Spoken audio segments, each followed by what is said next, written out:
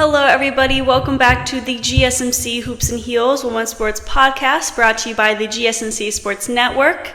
We just got done talking about some WNBA updates with Caitlin Clark and Angel Reese's teams going head-to-head, and also the new league formed by Nafisa Collier and Brianna Stewart.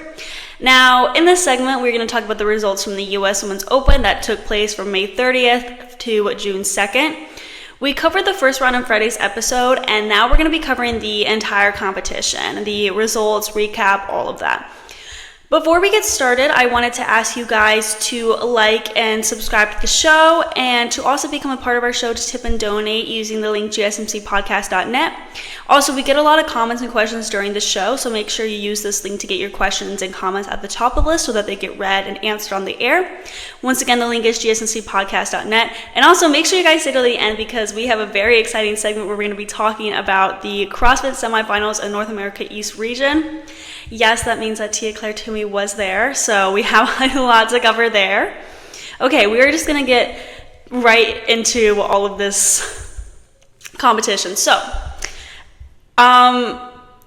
oops, sorry about that, guys. Okay, so Yuko Saso won the competition at the Lancaster Country Club, and this means that she became the first player in USGA history to win the Open on multiple occasions and for two different countries. Saso first claimed the title 3 years ago at the Olympic Club in California, and she was representing the Philippines at this time. And then a few months later, she switched national allegiances to Japan. Now at the Open, Saso carded a 2 under 68 for a 72 hole, total of 4 under 276, 3 strokes better than countrywoman and 2019 AIG Women's British Open champion Hainak. Oh my gosh, guys, I'm just saying right here, I'm gonna butcher these names so bad, and I have tried so hard. I'm telling you, I'm so bad at pronouncing names, so I really apologize. British Open champion Hainak Shibunu. Oh my gosh, guys, I'm so sorry. I'm so bad at names. It's so bad. I sincerely apologize. Hainak Shibunu. Okay, Americans Andrea Lee and Ali Ewing, both past USA Curtis Cup competitors, shared third at even par 280. Ewing matched the week's lowest round with a 66, while Lee carded a 75.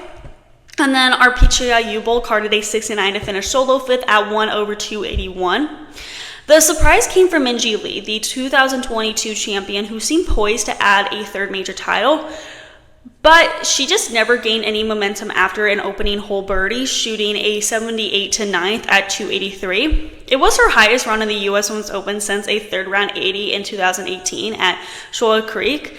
And then Michai also faded from view with 2 consecutive 3-putt bogeys to start the day. She fired a 77 to share 6th at 2 over 282 with countrywoman Athaya Thidikul and Japan's Ayaka Furu. Meanwhile, Saso, who matched NB Parks as the youngest champion in U.S. Women's Open history in 2021 at 19 years old, became the youngest to win multiple titles at 22 years old. Now, going back to the actual meet, let me just first say that I was quite shocked on Minjee Lee's performance. I did think that she would place higher. I remember saying in my Friday show that I don't think that Saso is going to come out on top, and now looking at this, I'm actually so stupid for saying that. Bad prediction on me. But I really thought that Minjee Lee was going to be a huge competitor for her, and Saso just completely crushed her, which, I don't know. I feel like golf always surprises me just because, I don't know. Golf is one of those that I'm like, oh, someone else won. Okay, did not see that one coming. But that's just a me thing and bad predictions. But anyway, back to the actual meet. Saso appeared to lose control of any momentum on the par 3 6th hole with an uncharacteristic 4-putt that led to a double bogey. That would be her lone blemish until number 17, while the other 5 players in the last 3 groupings shot a combined 24 over par.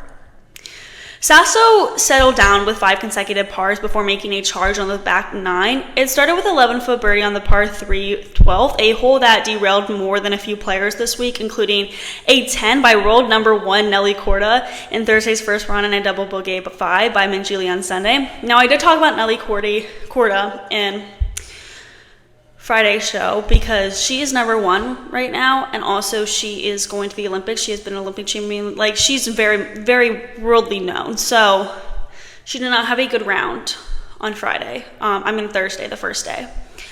and she just was not able to really keep up after that pretty much. But I'll show the final scores at the end of this segment. So moving on, Saso followed that whole thing up with an exquisite wedge approach from 77 yards to 3 feet on the par 5 13th hole.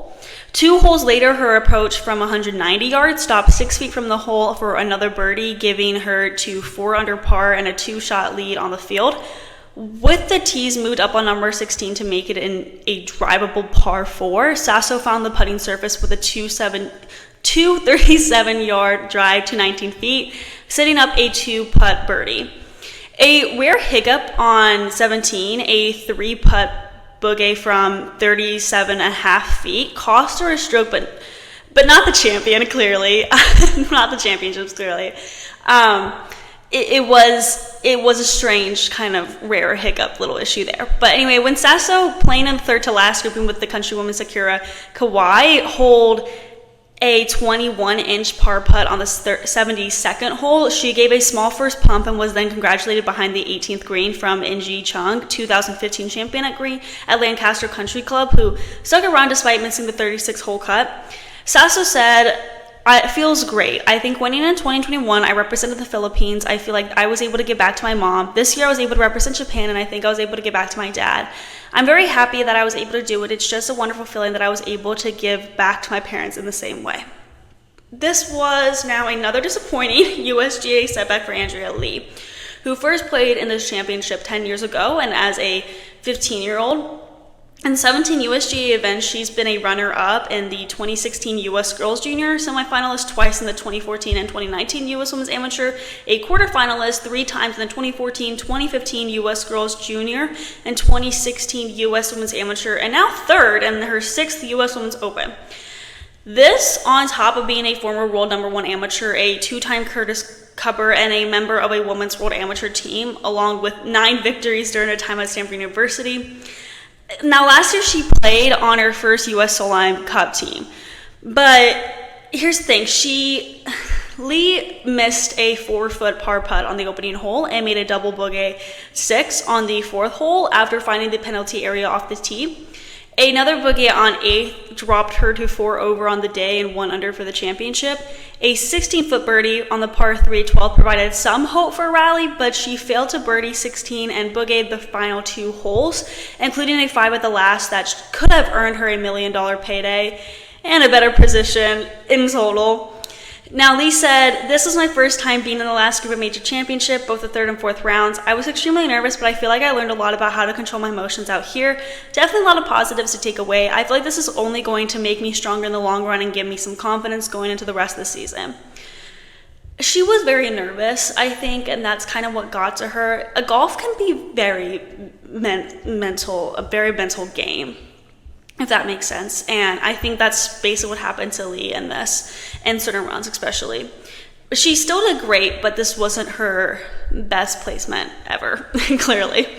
So now, by finishing among the top 10 in ties, qualifiers with Chani Michai and Aripaya Yubol both earn exemptions into the 2025 U.S. Women's Open at Erin Hills.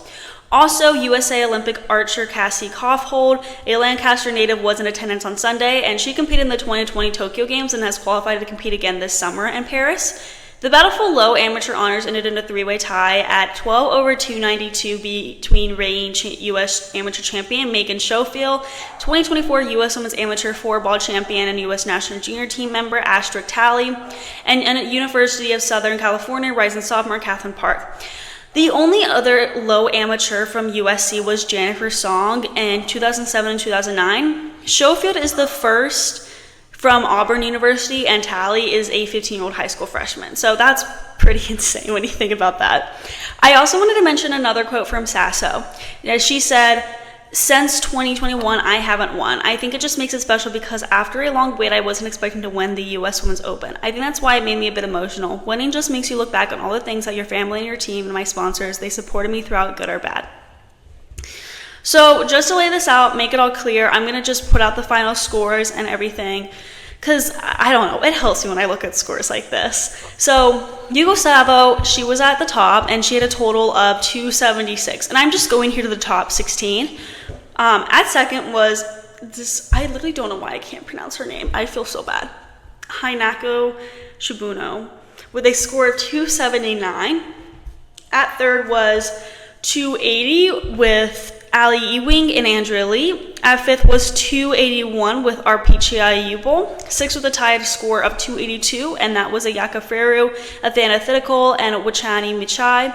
Tied at ninth with a score of 283 was Ryo Takeda, Sakura Kaiwa, and Minji Lee. With a score of 284, tied at 12th was Hojo Kim, Mayu Yamashita, Ryoni Yen, and Jim Yi Im. Last with a score of 285, tied at 16th was Hannah Green, Alim Kim, and Mai Hyang Lee. I didn't mention this before, but I was quite shocked with how Hannah Green plays, just because she has that reputation, and also she has done a lot better in the not beginning of this year, but in April she did a lot better. I don't really know she still did great, don't get me wrong, but I definitely was quite shocked to see her the slow. I thought she would have done better in this tournament. It still was great for her. I'm not saying this wasn't a good competition for her. I need to make that clear when I say that. But yeah, there was definitely some things that I was shocked here, but this was a really good win for Yuko Saso. And as you can see, everyone's scores are so close, but she was 3 points ahead of the second place position. So that just shows that she was just more of a fierce competitor and contender than a lot of other people. She just had it. Like, she just took the lead, really. So we're now going to move on to our next segment, where we're going to talk about the Xfinity US Gymnastics Championships. I'm very excited to talk about this. You guys need to stay tuned for this. Before we get into that, we are going to be taking another very short break. So I will see you guys very soon.